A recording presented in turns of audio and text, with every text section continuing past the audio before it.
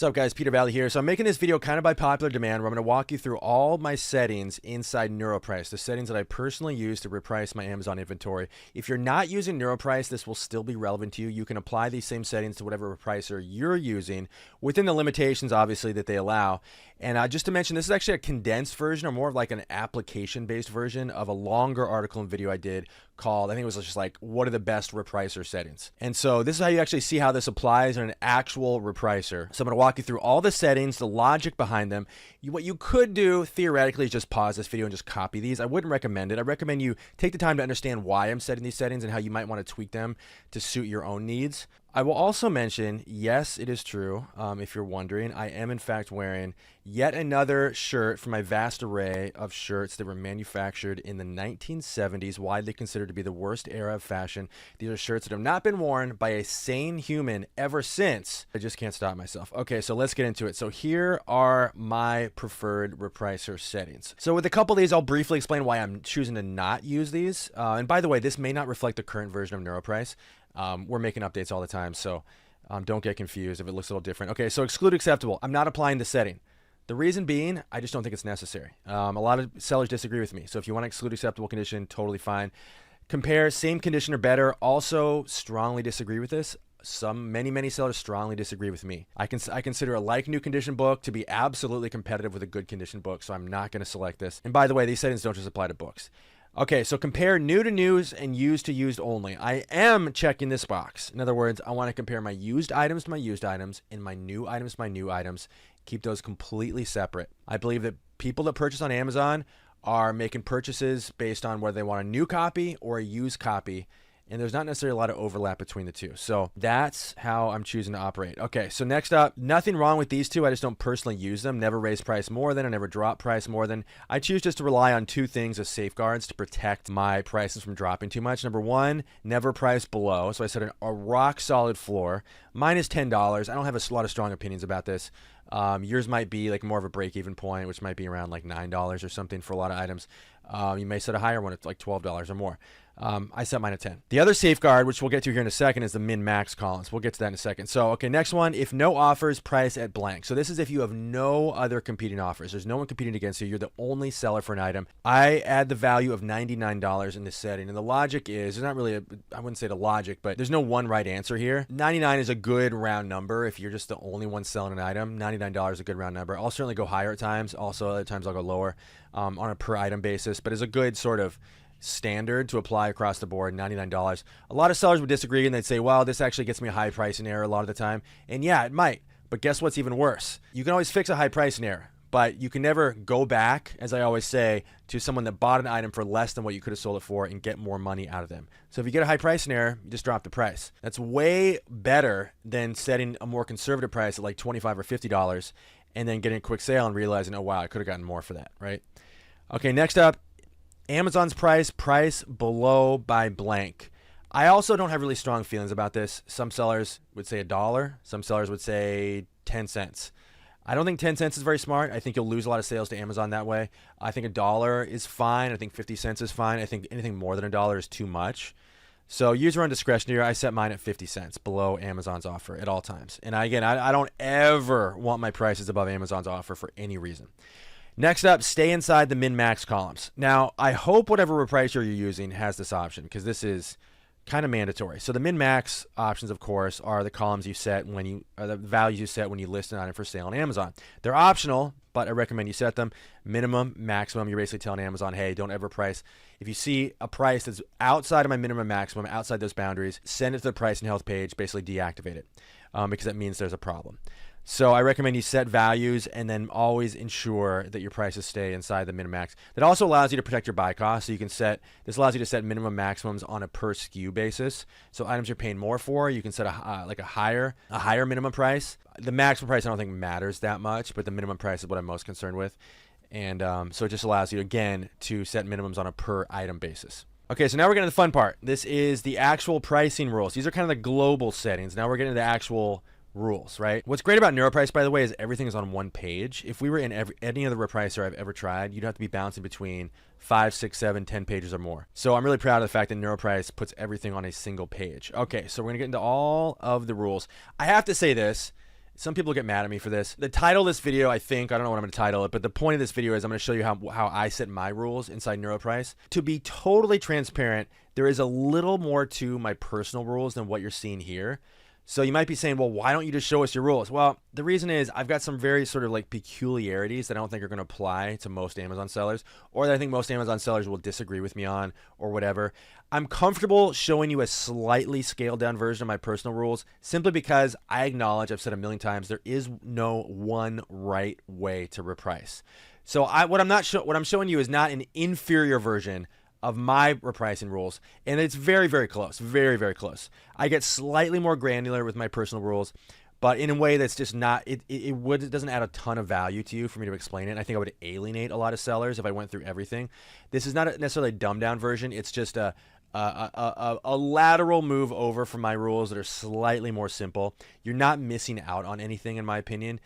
Just because I set my rules slightly differently doesn't mean you're getting like the inferior version at all. I just want to be clear about that. I just think if I were to show you my rules, you just get a lot of people get confused and no one would watch this video. Okay, so the first rule here, and by the way, this is just for books. You know, again, most of my inventory is books. If you've got different inventory, this is still going to be relevant to you. The first rule is going to be the most controversial. So let's get this out of the way. This is the range of sales rank range of 1 to 10,000, and I want you to reprice all your inventory in that sales rank range, again in the books category, $1 higher than the third lowest FBA offer. Now this is assuming, of course, that you're an FBA seller. Now again, most controversial by far. Most people will be saying, Peter Valley, that's insane. How can you go like an entire dollar above the third lowest offer? That might put you 10th in line. That might make you the 10th lowest offer or beyond, or who knows. If there was an option in NeuroPrice to go 4th, 5th, or 6th lowest, which by the way, that will come. In fact, it may even be out by the time you see this. But if there was an option for that, I would apply that option. I'd probably position myself, I don't know, I'm making this up here, but like match or price 5 cents below the 5th lowest or something like that.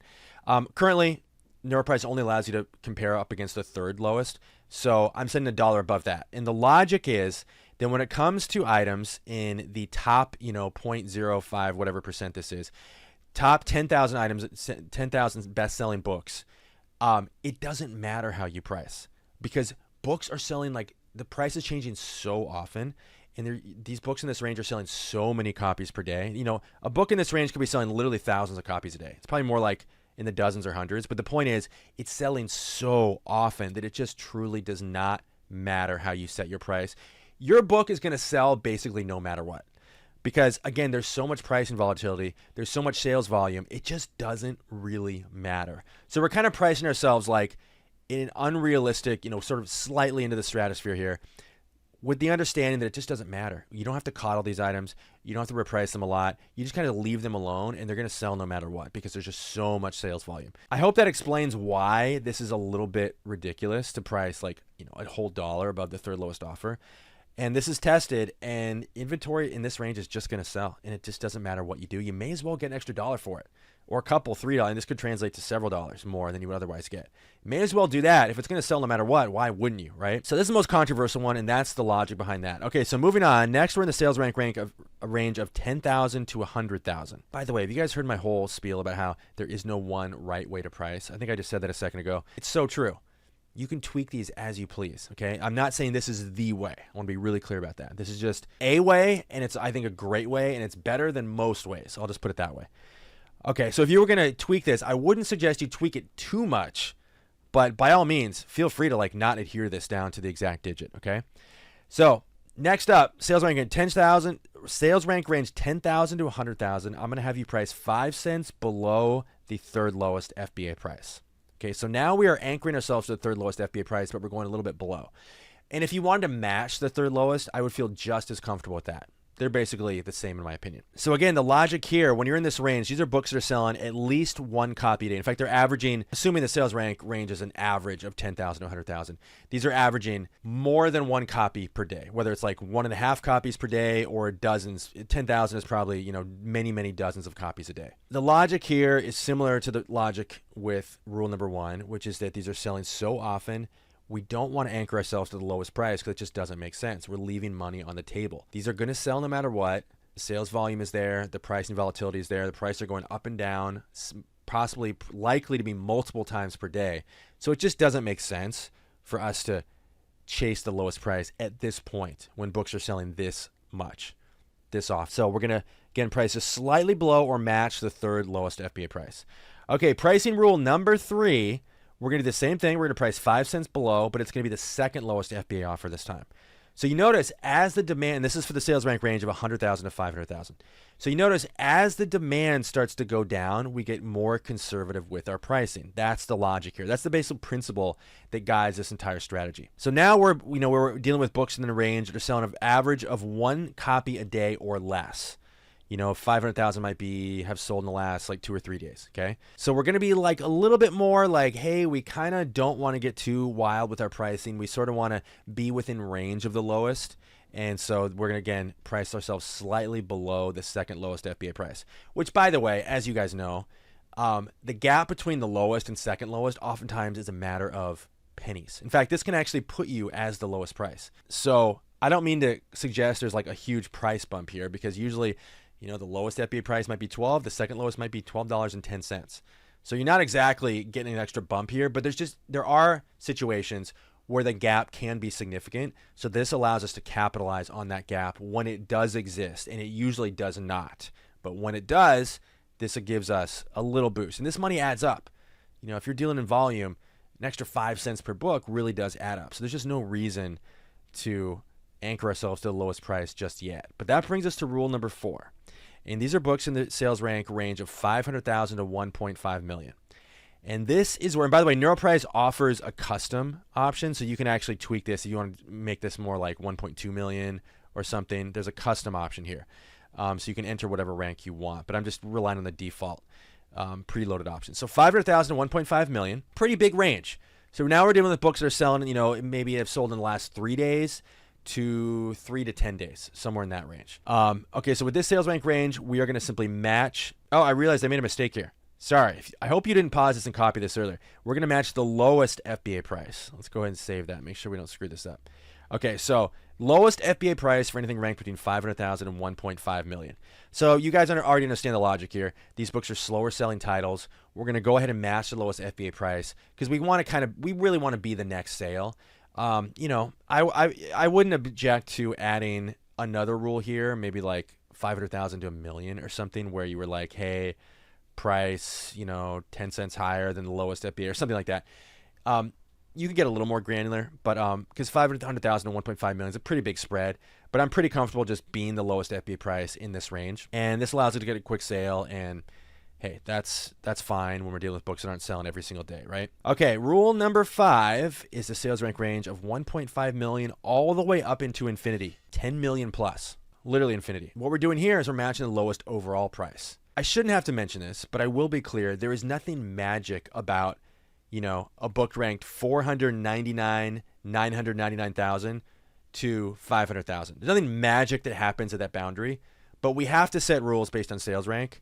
By the way, if your repricer does not allow that, you should switch immediately, because that just completely erodes any intelligent. It basically prohibits any intelligent pricing strategy. But to be clear, there's nothing magical that happened. So I want to be clear about that. These are somewhat arbitrary, but we have to be arbitrary when we're setting rules, right? When we're setting formulas. When we get above 1.5 million, that's where I just like to sit back and just go, okay, these books aren't selling that often. I really want to be the next sale. And the only way to ensure you're the next sale, and there can be certain variables that cause this to not be the case, but like condition, for example. But the only way to reasonably assure you the next sale is to simply just be the lowest price. So the rule here is to match the lowest overall price, not the lowest FBA. This is where we start competing with merch fulfilled and FBA. So chances are this is going to be a lower price than rule number 4, which is the lowest FBA offer, right? We're matching the lowest overall offer, merch fulfilled or FBA, above 1.5 million. And then we're basically just saying, look, these books haven't sold for a week or more. Let's just get this thing out the door, right? Because sales aren't coming along often enough for us to get too bold with our pricing. Okay, so now we're at rule number 6. By the way, there's a rule hidden here, by the way. So actually 2 rules. So we'll get to those in a second. Actually, let me just scroll down. Okay, now we're at rule number 8. And this is where we apply our first inventory age-based rule. I don't know if you guys saw this coming. We're going to get a little more conservative as inventory ages. So once we get beyond 90 days, that's kind of the point where I like to go, We're certainly not panicking at that point. It's totally fine for your inventory to not sell in the first 90 days, of course. So we're certainly not like in panic mode, but we're like, all right, we gave it 90 days. It hasn't sold. Let's sort of nudge it closer to a sale. So what I'm doing here is I'm setting a rule for a sales rank range of 10,000 to 100,000 for anything 90 days, been in my inventory 90 days or longer, and I'm going to match the second lowest FBA price. Remember this range before, we were matching the third lowest. We're actually pricing a little below the third lowest. Now we're going to match the second lowest. And again, these books are selling decently often, so we don't need to just chase the lowest price, but we're getting a little more conservative. Now, you might have wondered, okay, well, what happened to the 1 to 10,000 range? Why aren't we setting an inventory, an age-based rule for the 1 to 10,000? We kind of skipped over that. Well, we really didn't, because that's very deliberate. The reason for that is that, as I said, it almost just doesn't matter what you do when books are ranked 1 to 10,000. They're going to sell. So just leave it alone. We're not even going to tweak rule number 1. We're just going to forevermore not touch it. And you will see, often to your surprise, that those books will sell no matter what. Okay, so next up, second inventory age-based rule is 100,000 to 500,000, or sorry, 100,000 to 1.5 million. We're just applying one rule for that vast sales rank range. And for there, we're just going to match the lowest FBA price. So this is basically mirroring what the rule number, what is that? Rule number 4, 500,000 to 1.5 million. Nothing's going to change there, but we are adjusting the range of 100,000 to 500,000 instead of, what is that? That was before, that was pricing 5 cents lower than the second lowest. Now we're just going to match the lowest FBA price. And that's it. We're just going to leave that alone forevermore. And your inventory will sell eventually if you maintain your prices match the lowest FBA price. Last rule. You also might have been wondering, well, what about items with no sales rank? Now, I have to give a word about this. So Amazon will show no sales rank for 2 types of products. One, which is the most common, a product that is never sold on Amazon ever. That's the most common. So our rule is basically designed around the assumption that any item with no sales rank has never sold a single copy, so we need to get it out the door. However, Amazon does this weird thing. They've done it the last few years. It never existed before this, but the last few years, Amazon started doing this weird thing where they would not share sales rank or publish sales rank for certain items, even that have sold a copy. I've literally seen Harry Potter items that have a no sales rank. Now, we know that all Harry Potter books have sold a single copy on Amazon. They've sold millions of copies on Amazon. We don't know why Amazon does this. We don't know why they started doing this. It's inexplicable, very confusing, but Amazon will just choose seemingly randomly to not publish the sales rank. So unfortunately, what that means is there's going to be some collateral damage here. We're going to be pricing items that have a strong demand too conservatively sometimes. Amazon doesn't do this that often, but they do it often enough that I have to warn you there's going to be collateral damage where you're going to be selling something for lower than what you could. Unfortunately, we have to work with what Amazon shares. We can't do anything about this. So, you might have an item that truly has an average sales rank of, 500,000 that we are pricing as though it's never sold, which means we're going to be selling it for less than we could. We just have to accept that as a cost of doing business, okay? So what this rule specifically calls for is matching the lowest overall price for any item for which there is an unknown sales rank. And we're going to apply this to across the board. Obviously, anything without a rank. So, you guys, that's it. You can choose to copy these. You can choose to not copy these. You can choose to tweak these. I hope that I gave you a clear understanding of the principles that underlie these rules, and you can set your own rules. I'm going to say for the last time, I'm going to shield myself from any tomatoes you might be throwing at the screen right now by mentioning once again, I'm not saying these are the absolute best rules, and if you deviate, you're an idiot. That's not what I'm saying. These are just guidelines, and I think these work better than the way most Amazon sellers price. Because I'm not kidding. When I see the way most Amazon sellers price, it's tragic. I think these are reasonably intelligent. They're probably better. If you had no idea what you're doing, these are probably better than what you would do on your own, because these are the product of lots of experimentation on my part. By all means, if you have a different opinion, tweak them as you please. So that's it, you guys. I will leave on one note. If whatever repricer you're using right now, if you notice, hey, wow, I'd like to apply some of these principles, some of these strategies, some of these settings to my repricer doesn't allow this. My pricer doesn't allow me to price against the third lowest offer. My repricer doesn't allow me to reprice by sales rank. My repricer doesn't allow me to reprice by category. By all means, cancel that repricer immediately. Now, I'm biased here because NeuroPrice is my tool. But if you like what you see here, feel free to sign up, 14-day free trial, neuroprice.io, Or if you're happy with your current repricer, I'm happy to help you make your current repricer better. So that's it, you guys. This is Peter Valley signing off. Hopefully I'll see you guys inside NeuroPrice. If not, I hope this really, really gives you a profit boost and improves your pricing strategy, which will translate into extra profits for years to come. Thank you guys, and I'll see you in the next video.